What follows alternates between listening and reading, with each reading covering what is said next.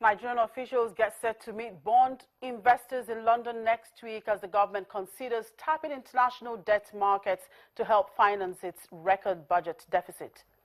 President Abdulaziz Bouteflika of Algeria fires his central bank chief. Plus, renewables in West Africa, a look at what ABREC is doing in Togo. Good afternoon to you and welcome to Business Incorporated live from Lagos. I'm Chimeze Obi Iwagu.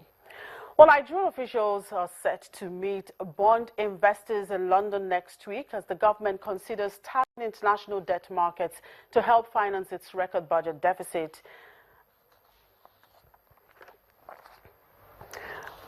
Nigeria's Purchasing Managers Index recovered from 46.5 in April to 48.2 in May.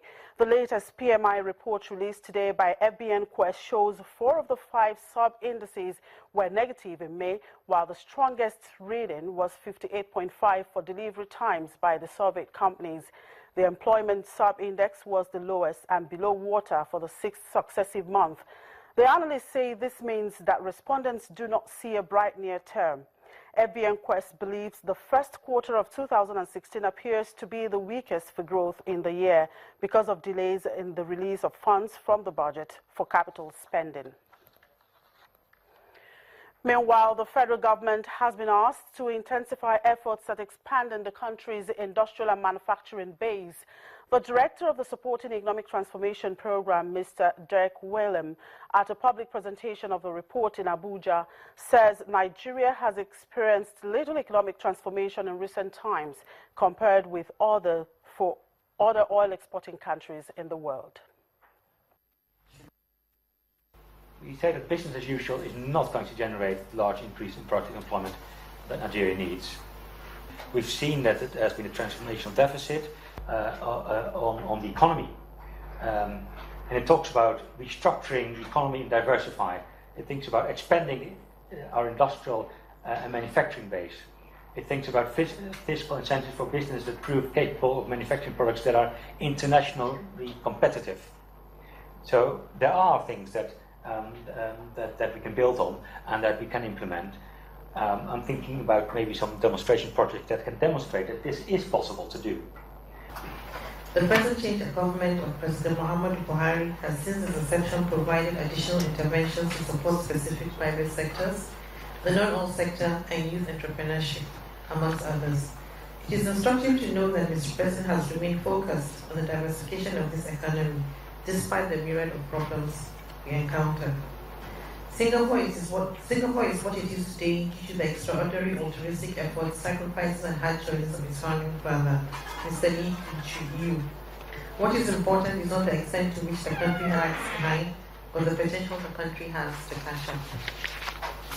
I have read the paper we are launching today and find it most assuring that this administration is thinking along the same lines, and today provides a great opportunity for us to share some of the reforms our government has already embarked upon to diversify our economy, create jobs and prosperity, and ultimately economic transformation.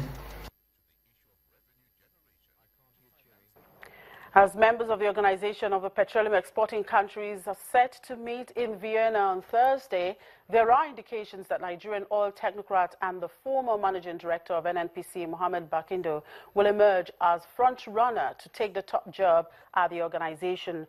Reports say OPEC is likely to choose Barkindo as the next Secretary General of the producer group.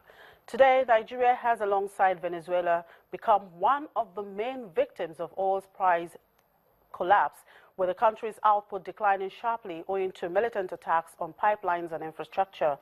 The Organization of the Petroleum Exporting Countries has since 2012 been looking for a replacement for Libya's Abdullah al-Badri, who was elected acting Secretary General in December until the end of July after serving 4 terms. However, sources say Barkindo's appointment was by no means certain, and Badri's tenure could yet be extended by another 6 months. Well, let's cross over to Europe for details of news coming out from there. Olaf Kreger, DWTV Channels TV financial correspondent, joins me now. Good afternoon, Olaf. Well, data coming out from Germany says the unemployment rate fell to record low in May, What does this say about Europe's largest economy? Well, I think first of all it's good news for the German economy. Then it shows that the German economy is on the right track. And here are some facts. German unemployment fell more than expected onto a 25-year low. So apparently a hint that Europe's biggest economy, as you already mentioned, is quite stable, and analysts forecast a drop of 5,000. Altogether, the labor market is in a stable condition. That's what the labor agency chief Frank-Jürgen Weiser said. So a good sign for the German economy. Now, the ECB meeting is tomorrow. What do investors and traders expect? Investors and traders expect more stimulus coming from the European Central Bank. In other words, waiting for some more money, not even for the markets, also for the whole economy. And in other words, Mario Draghi, which is the president of the European Central Bank, has to continue his monetary policy. But it's kind of a problem, because the figures and the data we heard coming from Germany are getting much better, as we just saw at the labor market figures, and that means he probably has to change his strategy, of which he's going to get a lot of money into the markets. The same situation in the U.S. for the Federal Reserve Chairwoman Janet Yellen. So I think everyone is waiting what he is saying and what is he announced of a new kind of. Now, Olaf, let's look at the aviation sector. IATA conference kicked up today in Dublin. What are investors looking at, considering oil prices, terror attacks on airplanes, and declining air travels by tourists?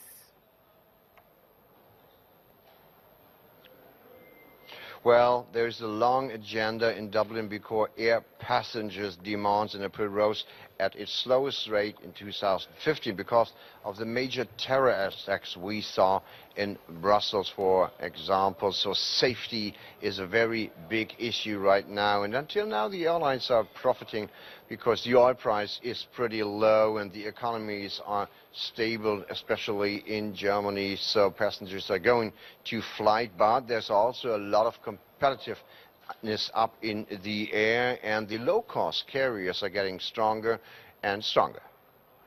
All right, thank you very much, Olaf. Well, that was Olaf Kreger, DWTV, Channels TV financial correspondent, reporting there from Frankfurt Stock Exchange.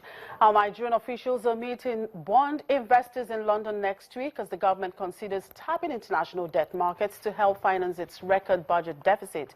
Finance Minister Kemi Adeosun will head the meetings on June 7, which have been arranged by Standard Chartered PLC. Abraham Wankwo, head of Nigeria's Debt Management Office, Dami Adesanya, an advisor at the Finance Ministry and a representative of the Central Bank, will be part of the Nigerian delegation. The government plans to raise about $5 billion of external debt this year to help fund a 6.1 trillion naira budget that is meant to stimulate the economy. Latin America's largest airline, Chile-based LATAM Airlines, said it will suspend its flights to Venezuela owing to the economic scenario, following a similar decision by Lufthansa over the weekend. International airlines have for years struggled to repatriate billions of dollars in revenue held in Venezuela's local Bolivar currency as the cash-strapped government failed to convert it to hard currency amid tight exchange controls. And the world's longest and deepest rail tunnel is to be officially opened in Switzerland after almost 2 decades of construction work. The 57-kilometer twin-bore Gotthard-based tunnel will provide a high-speed rail link under the Swiss Alps between northern and southern Europe. Switzerland says it will revolutionize European freight transport. Goods currently carried on the route by 1 million lorries a year will go by train instead. The tunnel will overtake Japan's 53.9-kilometer Seikan Rail Tunnel as the longest in the world and push the 50.5-kilometer Channel Tunnel linking the UK and France into 3rd place. And after the break, Algeria sacks its central bank governor. Do stay with us.